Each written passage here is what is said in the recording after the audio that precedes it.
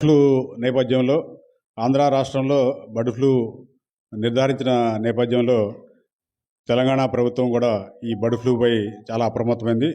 దీనిలో భాగంగా సూర్యాపేట జిల్లాలో జిల్లా కలెక్టర్ గారి ఆదేశాలతో పోలీస్ యంత్రాంగారి సహకారంతో మనం కూడా పశుసంవర్ధక అధికారులందరూ మేము ఈ బర్డ్ ఫ్లూ ఈ జిల్లాలో వ్యాప్తి చెందకుండా అనేక కట్టుదిట్టమైన చర్యలు తీసుకోవడం జరుగుతుంది.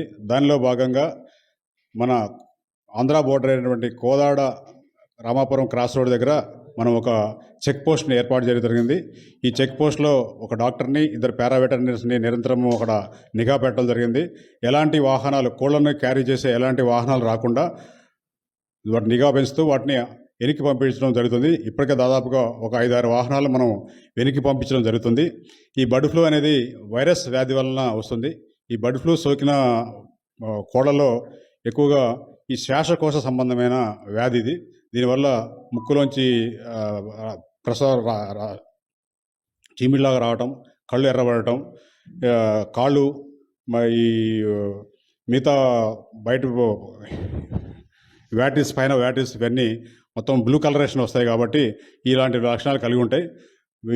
ఈ లక్షణాలు కలిగి ఉన్న పశువుల దగ్గరికి, కోళ్ళ దగ్గరికి మన ఎవరైనా మనుషులు పోయినా కానీ ఇది జూనోటిక్ అంత ఇంపార్టెన్స్ అయిన ప్రాముఖ్యతమైన వ్యాధి కాదు. ఇది మనకి ఫ్లూ ఎంతైతే వస్తుందో ఆ ఫ్లూ వ్యాధి తప్ప అంత ప్రాణాంతకమైన వ్యాధి ఏంది కాదు.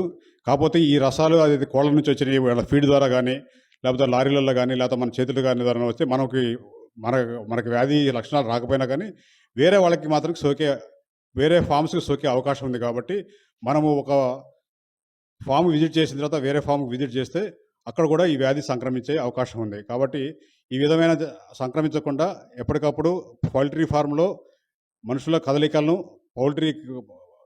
కోళ్ళ యొక్క కదలికలను నియంత్రించినట్టయితే ఈ వ్యాధిని కనుక మనం వ్యాప్తి చెందకుండా అరికట్టవచ్చు.